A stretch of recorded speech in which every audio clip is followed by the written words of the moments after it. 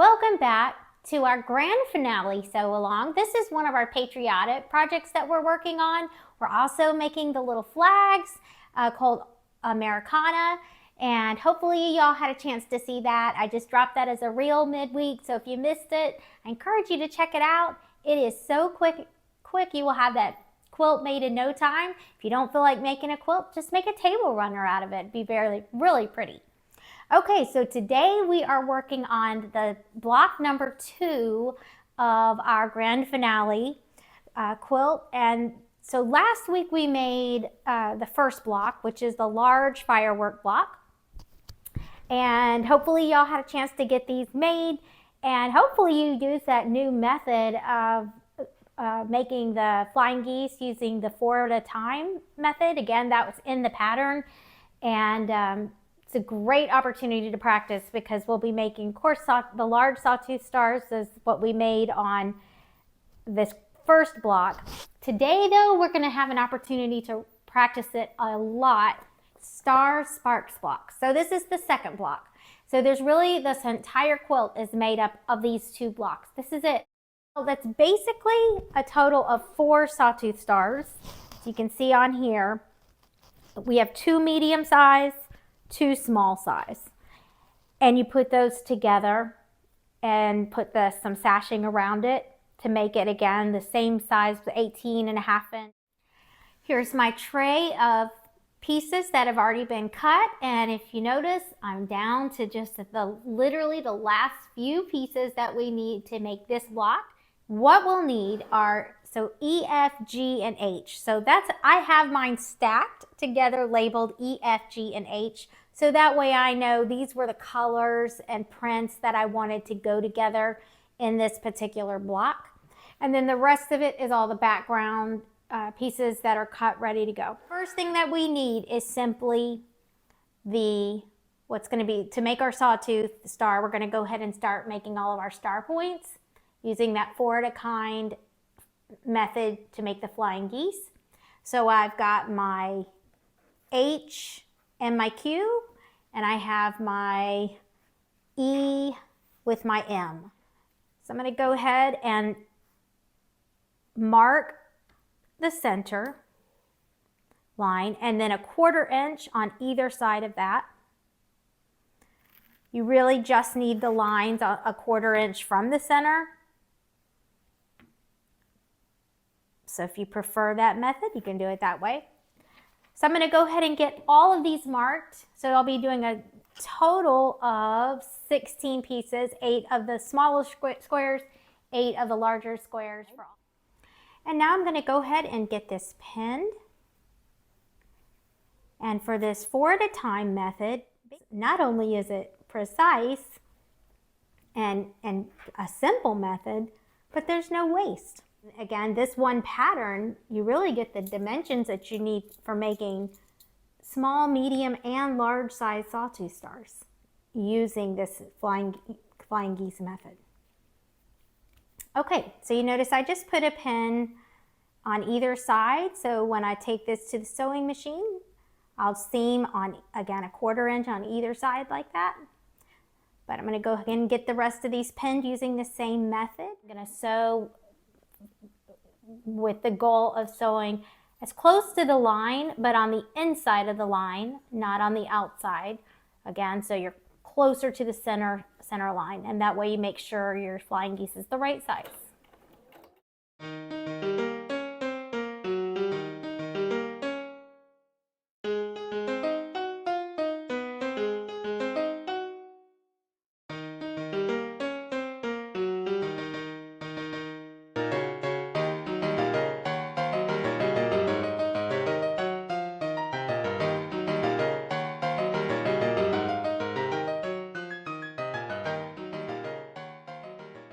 All of our pieces are now sewn on either side. So I'm just literally going to cut that down the middle.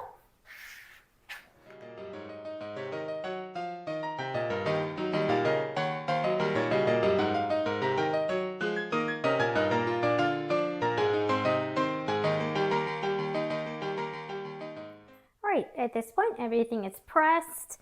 So now we just come back behind again, all of these, and we're going to add these remaining squares to each one. Again, we'll pin it just like this and sew down either side like we just did. This one background made all 4 of our flying geese for the sawtooth star. I just think that's amazing.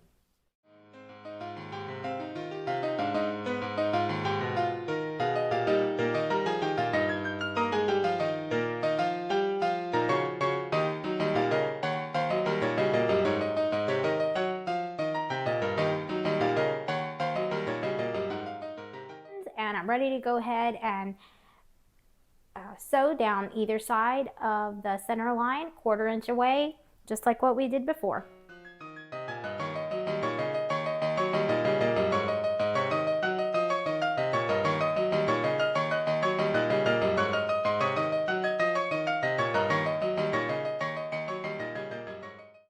All right, time to go ahead and cut this down the middle.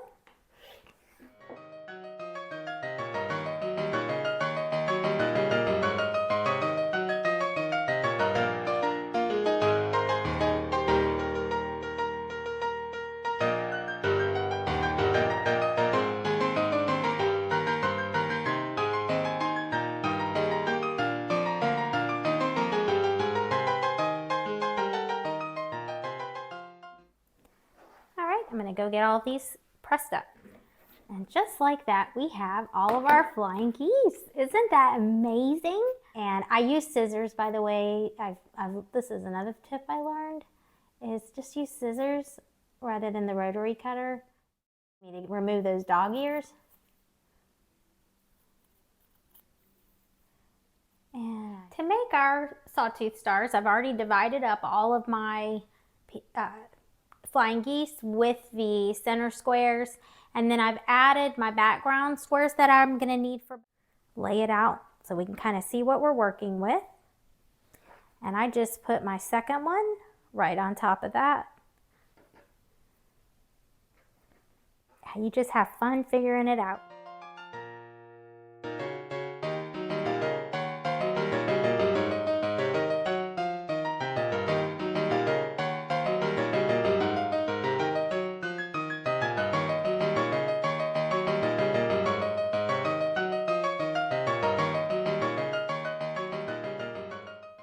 We'll sew this piece to this, just like that, and using the chain piecing method.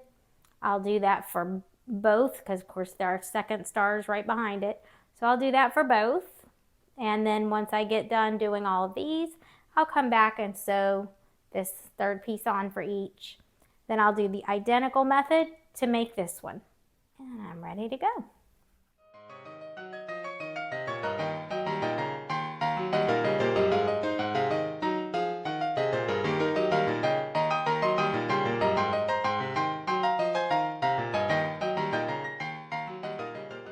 So this center piece right here, this is going to be the first one where we are going to have a point right here. We want to make sure that lines up nicely. In a perfect world, it would line up nicely, but just want to make sure. So you can see where those, right here, where the points come together, where the seams come together, that is the point right there. So I just put my pin in it to remind me when I get to that, that's where I need my needle to go right over that.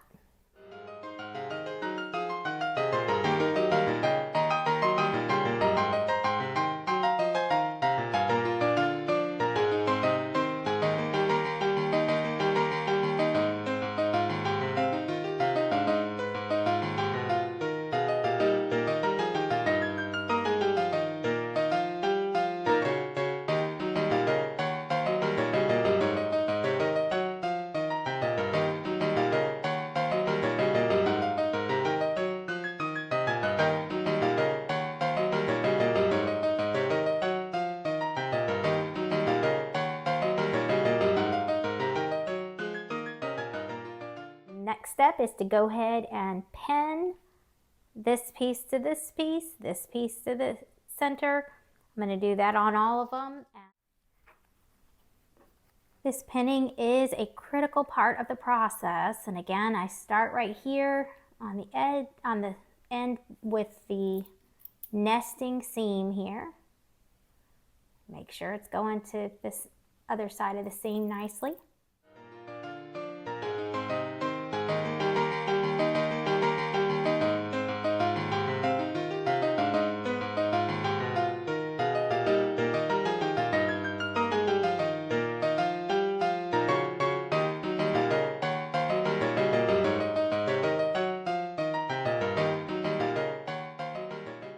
And they are done. Oh my goodness, aren't they cute? So we've got our little minis, we got our mediums, and then of course we already finished our big blocks. So I'm gonna go ahead now and get these trimmed up. All right, to trim up, basically I found the size that I need. And again, it's nice to have the different sizes, but if you don't, you can just use, measure up the block this way. But I do like to be able to make sure I use the line of on my ruler to kind of line up the square and just make sure it's coming out the way it's supposed to.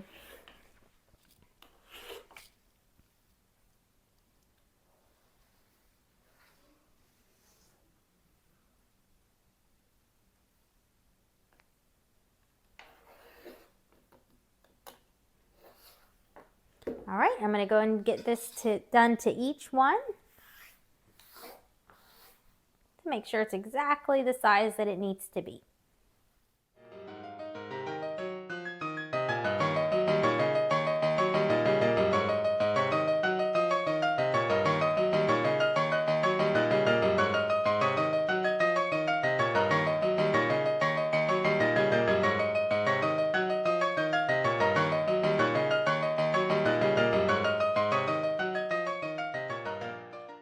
Okay, so we'll need pieces I and L. So the L pieces are going to go, on this one it goes above it, and on this one it goes below it.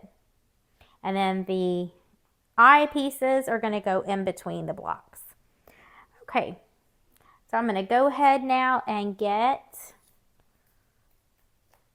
the small sawtooth stars. I'm going to sew this piece to each of those. And then after I get that pressed, I'm going to go ahead and sew this piece to this. As I get this ready to sew, I'm going to go ahead and pin it because I do have points that I don't want to lose here.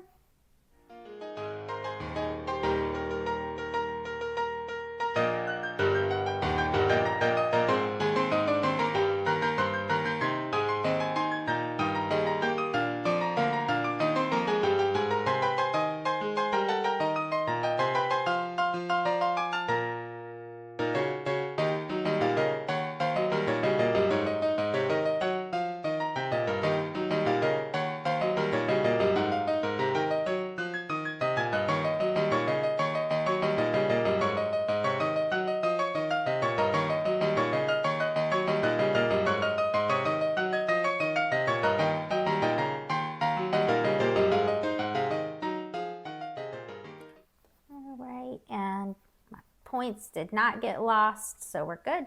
So I'm going to go get these pressed, and then we're going to sew that other piece on.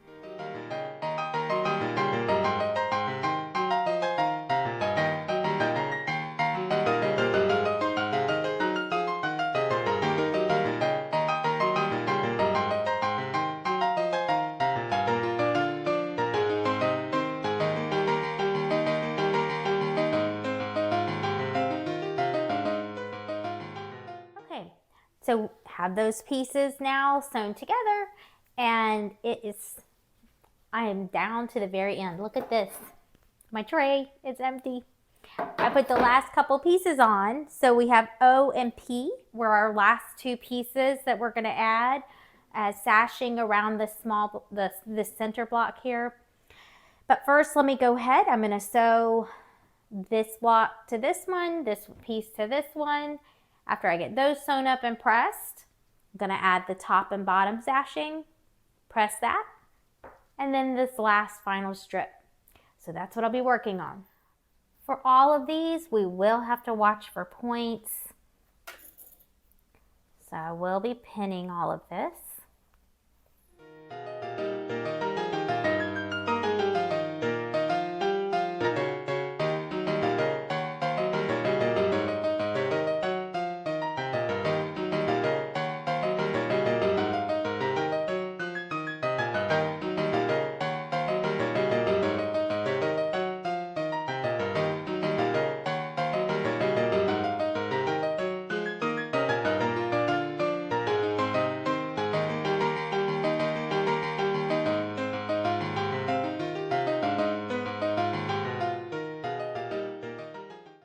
Okay, our block is done. So I just finished putting on the sashing. Of course I pinned, so when you're pinning, this is what we're really watching for, making sure we don't lose these different points all around the edge. If you notice, every single piece of sashing is gonna hit one of those stars. Okay, last thing is to get it trimmed up. So it's an 18-inch finished block, which means I need to make sure it's 18.5-inch unfinished. So I'm going to go ahead and got it laid out on my mat.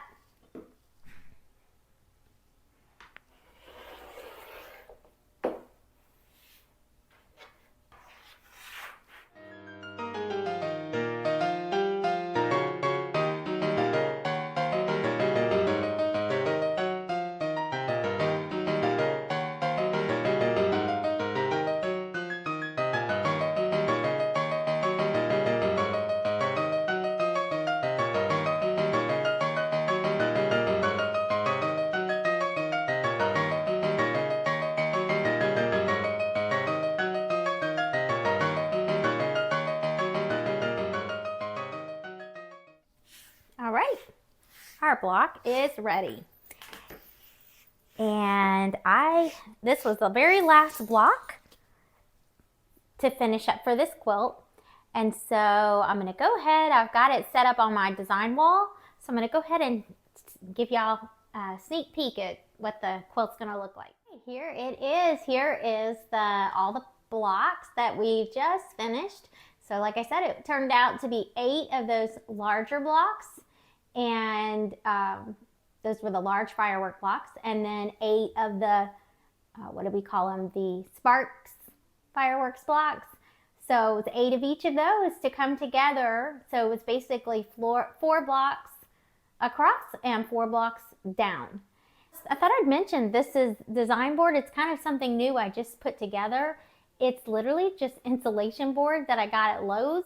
I actually got 2 pieces of the insulation board and king size batting, and I just stapled it around it, so it's not very pretty on the other side for sure, but it's a lightweight method. I can put it away when I don't need it, but when I do want to utilize it, it's honestly better than anything else I've ever tried and costs very little. And look at that, it sticks to that batting really nicely. So anyway, that's just a quick project idea if y'all are interested, if you're looking for a way to basically have a design board that's mobile, because I don't want to leave this up all the time, because this space is a multi-purpose space in my home, so I definitely want to put it away when I'm not needing it. So but it's perfect, lightweight, pull it out. It's large. Like I said, I trimmed off just a little bit of the insulation board because it was pretty tall. I think I left 8 feet. I think it was 10 feet tall. And I think I left 8 feet. I don't know, whatever insulation board is, whatever the height is. It was literally taller than I thought I would ever do, even for a king size. So anyway, it came together, like I said, pretty nicely. So, all right, before we close, I just wanted to show you, this is gonna be the borders. That's the last piece I still have to cut, the borders and the binding. Still don't even know what I'm doing for the binding yet. That'll be the next step, is to go ahead and cut and make the binding. And then plan to baste it just like I did the Simply Sweet right here on this table. Thank you so much for joining us for this quilt along, this patriotic quilt along. It's been a lot of fun, and I feel like we've definitely learned some new techniques using the new method to make 4 flying geese at once. That was definitely something new for me. I had not tried that before, and I love that new system. That is how I'll make my flying geese moving forward. Definitely it was quick, very little waste, and fairly precise blocks. So those came out pretty good. If you haven't already, subscribe to Quilts Bloom at Dawn so you'll never miss a video that's coming out. And if you've enjoyed this, give us a like. Until next time, happy quilting.